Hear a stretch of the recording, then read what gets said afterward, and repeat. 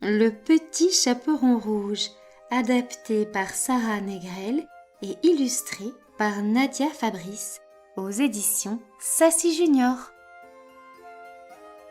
Il était une fois une adorable petite fille qui vivait dans une maison à la lisière de la forêt.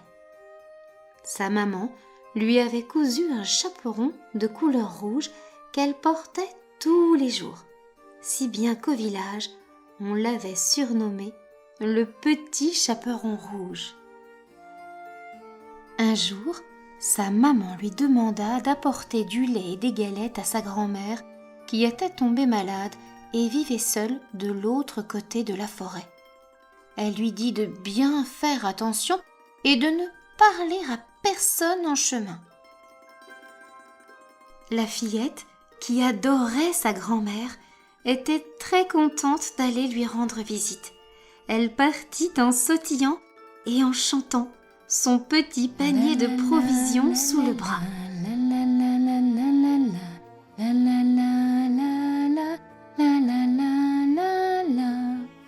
Lorsque la forêt se fit plus épaisse, la petite fille aperçut derrière un buisson 2 grands yeux brillants qui l'observaient dans le noir.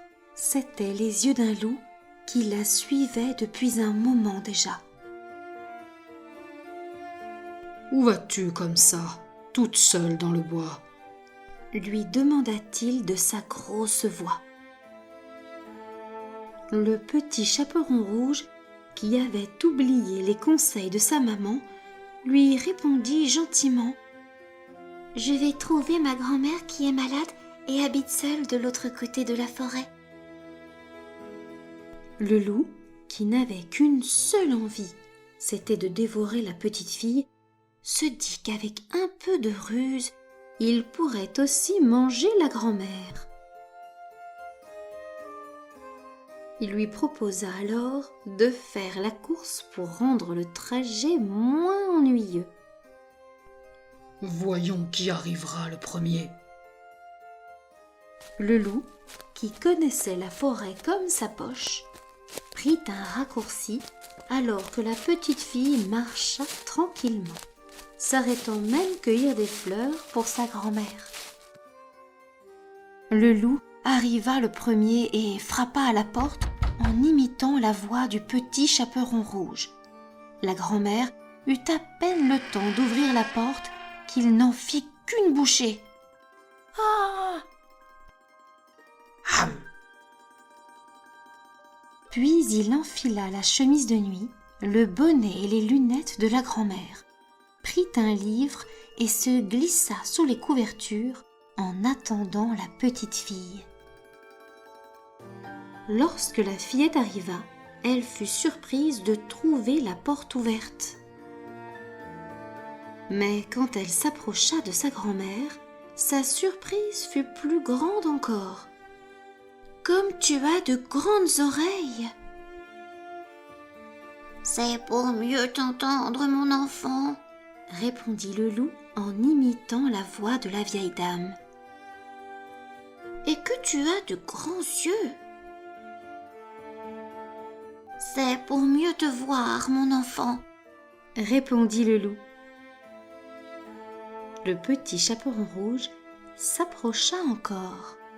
« Quelle grande bouche tu as !»« C'est pour mieux te manger, » dit le loup. Puis il sauta du lit et dévora la petite fille.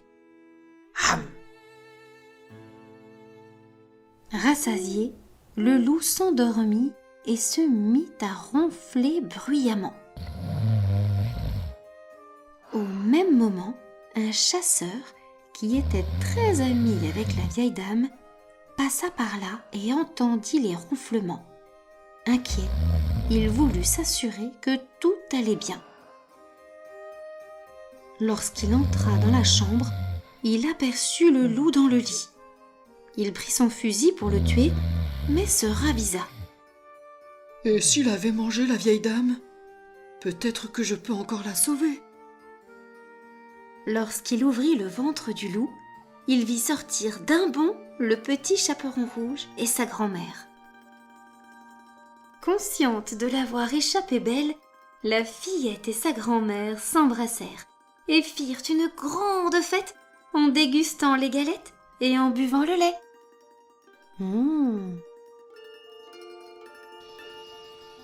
Promenons-nous dans les bois pendant que le loup n'y est pas.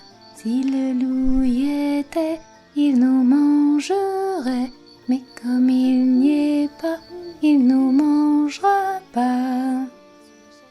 Loup, y es-tu? M'entends-tu? Que fais-tu? Oups! Envie d'une autre histoire? Suivez-moi sur ma chaîne. Soutenez-moi avec un j'aime.